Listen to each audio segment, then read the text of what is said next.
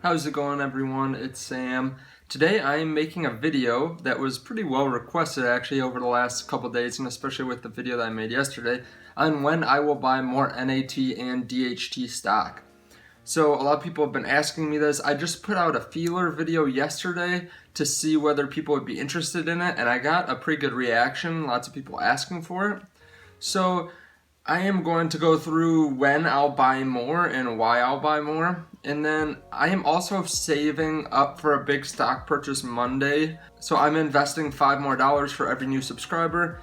And I think I've been able to grow over 40 subscribers just over the last day and a half. I had 30 just yesterday. So thanks for all the new subscribers. I'll be doing a big investment Monday depending on how many new subscribers I get over the weekend too.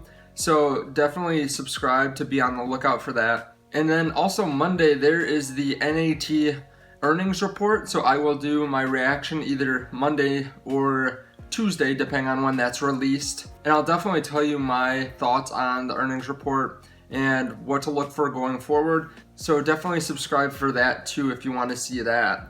So I just wanted to bring up something before I say exactly when I'll buy in, because it's something really interesting that I noticed. So if you go to NAT's dividend history, I was looking up to see when they would probably declare their next dividend, and I was looking at the last two dividends that they announced, and they went from 2 cents a couple of dividends ago, actually 3 dividends ago, to 7 cents to 14 cents. But what I find really interesting is the declaration date. So if you look here, you can notice that back a couple years ago, they were really declaring every 3 months, right? And that would make sense. You get your report over the last 3 months, then you figure out how much you want to give in dividends. But for these last two reports, they declared them within a month of each other for these two last declaration dates. So that's really interesting. I'm not sure exactly what I think about that. I'd be interested in knowing what you think below. But initially I think, okay, that probably is really good news because they probably made so much money in that 1 month span that they determined that they were just going to give everyone another dividend of 14 cents. And that is knowing just 1 month of what they earned in between these two dividends. So I mean, I think that's a really good sign. And if you look, the last one was declared on 3/18/2020. If you look, a lot of this is tied to the USO fund or the oil, just the oil market. And on March 18, oil was $37.68. It's still gone down about 42% since then. So a lot of what's happening in the tanker market is the oil is so inexpensive right now that a lot of people want to buy it and then store it. So the oil tankers are getting really good business. So that is kind of a good sign to me too, that yeah, there was a big drop before all this, just going up until March 18, but then there was another large drop after that. So I think that's a really good sign. I think that they've probably made a ton of money over the last 2 months since then. Obviously, we know that they made a lot of good money, but if they could declare a 14-cent dividend just in 1 month's time, and that was before a lot of this really picked up and people start talking about the stock and talk about how much money they made, I think that's a really good sign going forward. But I'll get into what I actually am going to do to buy more, and just know that I have a pretty small position. I'm not a super risky investor. I don't do a lot of speculation plays. And I think there's a lot of good runway in the stock, but I'm still cautious going forward. So everything can be broken down to this chart, really. So I am going to calculate the price minus the dividend that's declared next. So right now they have a 14-cent dividend that's declared, and the price is about $4.90 depending on when you're watching this. So overall, it's about 4.76.